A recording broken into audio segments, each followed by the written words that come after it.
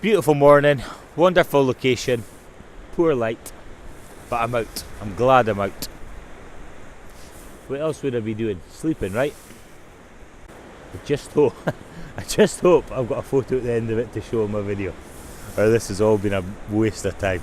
Oh, we're still here, flipping coins about what's to come. It starts getting cold, and we don't know any way out of here. We're trying to understand how it all started to go wrong, but the sea is way too deep. Yeah, it's deeper than we could ever go, honey. We have to be together here in the stormy weather. So why do we hold on, even if it hurts so? It's breaking us apart.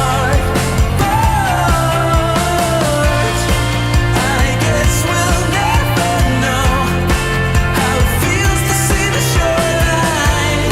We have to be together, stuck in the stormy weather.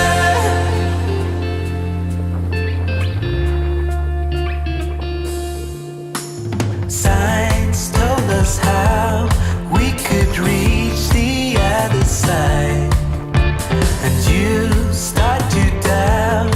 I don't blame you, 'cause I feel the same. 'Cause a man can only hold on for so long, and we should be proud. So I'm here at Dunnottar Castle again. Not much of a sunrise. I was hoping for a bit more snow. As you know, the UK suffered a bit of a storm in the last couple of days that brought in a bit of snow with it. Unfortunately, because we're at the coast, the sea sprays came in and eroded most of the snow. So I haven't really got what I'm looking for. As you've probably seen earlier on as well, the gate over there is closed. So the usual location would actually be to photograph the castle from the other side at sunrise. But we've got to make the best of what we've been given. The sun was due to rise 10 minutes ago, but honestly, I've got no idea what's happened to it. It's not here. This is pretty miserable. I've got a 2-stop graduated neutral density filter in. Hard, just placed along the horizon there, with the graduation just breaking the peaks of the castle. I'd like to say I'm just waiting for some light to come, but honestly, I don't think there's any chance of light at all. The forecast was for about 30% low level cloud, 70 mid-level. So whilst I didn't think it was a certainty I was going to get a bit of colour in the sky, I certainly thought it'd be better than this. Also really struggling for foreground interest. That's as much to do with that path being closed from the other side of the castle. There's quite a lot to make a composition. It's quite bland and bleak at this side. Well, beautiful in its own way. I've got a 24mm lens on. I tried the 50mm to try and bring the castle a little bit closer, a bit more intimate in the composition, but I just couldn't fit it in. It's just too wide. So I've had to go with the 24mm again, but I am losing the compression that the longer focal distance would have gave me. So 24mm f16, I'm getting an 8-second exposure, 2-stop hard graduated filter, just placed in at the transition between the sea and the horizon. I think it's quite important with this composition to get the turrets just also breaking the horizon, just to tie the composition together. On the run from my given disaster, speed away from the holy mind, pride. That's where I never thought it would matter. If I'm gone by now, all my weakness keep on linger on. So I've changed locations. I came right round the coast. I'm photographing it from this angle, which I've never done before, so that's the good news. The bad news is there's very little snow, and that was the purpose when I set out this morning. I still got the 24mm lens on, nice wide angle. I've changed my graduated filter to a 2-stop soft edged filter, and that's to do with the way the turrets of the castle are cut in the horizon. I've actually felt the need to tie my tripod down to the ground with the weight of the bag because, one, the ground's very soft, but two, it's extremely windy.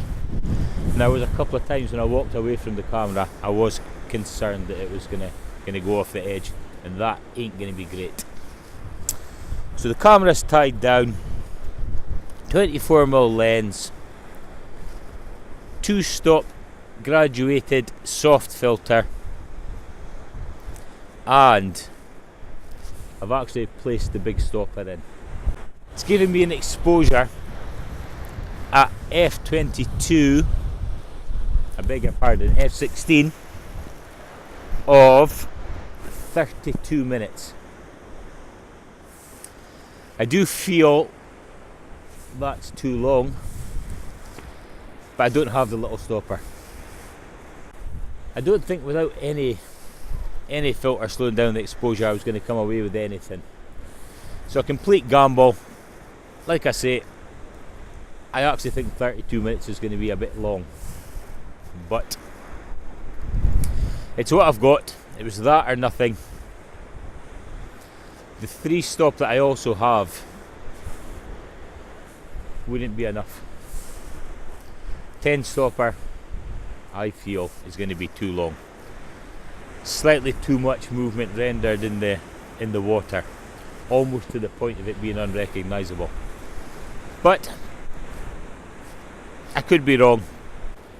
I once gave a talk to a camera club near here a few years ago.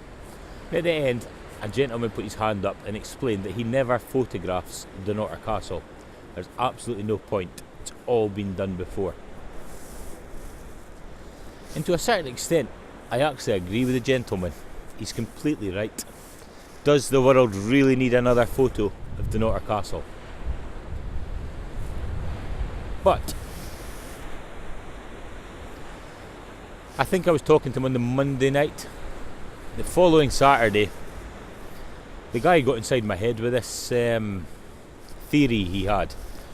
So I went out deliberately to find a composition that I had certainly never seen before. And I did find one.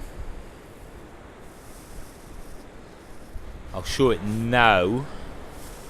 But then what happens is, within a month's time, I see the image in the local paper, I see it in camera clubs, suddenly everybody's shooting it. But there are compositions to be had if you look. Whilst I didn't intend to come round here to shoot the castle from this angle, would I liked more snow, it has forced me to come round and photograph it from an angle I've never seen before. I am just disappointed that the light is so poor. I think that's a mistake that a lot of photographers make, and I'm actually falling into the trap myself today. Photography means painting with light. When we go out to capture images, we're out to capture the light. We can have the most beautiful mountain, most beautiful castle, and try and capture them, but you'll never do them justice without light. If you can get the two to marry, that's when special things happen.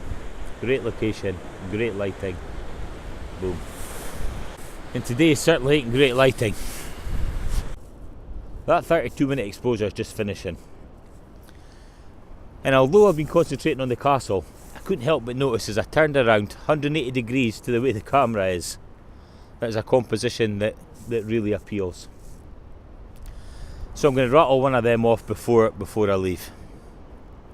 Just the leading lines in the ploughed field that are highlighted with the snow leading up to the monument.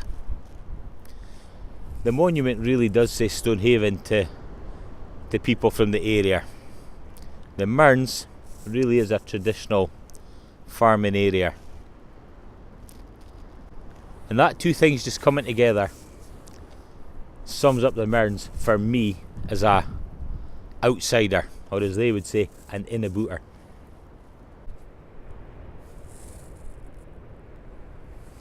"22 minutes, almost done." So I'm quite happy, as it turns out, that I've been forced to come out of the comfort zone and go and seek a new location. Although it's freezing. 1 minute left. Whoop whoop. Whoop whoop. Oh, we're still here, flipping coins.